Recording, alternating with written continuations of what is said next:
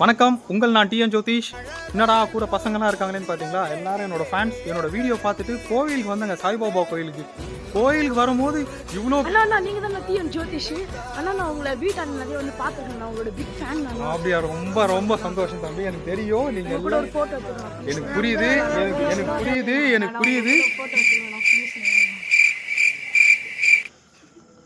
என்னடா பண்ணுறீங்க? ஃபோட்டோ எடுக்கணும், பிரசாதத்தை எடுத்து சாப்பிடுங்க. அப்போ யாரும் ஃபோட்டோக்காக வரல. நான் கூட கொஞ்ச நேரத்தில் ஏமாந்துட்டேங்க. என்னடா ஃபேன்ஸ்ன்னு சொல்கிறாங்களேன்ட்டு. இந்த மூஞ்சங்கள்லாம் பார்த்தா ஃபேன்ஸ் மாதிரியா தெரியுது? பொய் சொல்லி ஏமாற்றிட்டு பிரசாதத்தில் கை வைக்கிறானுங்க.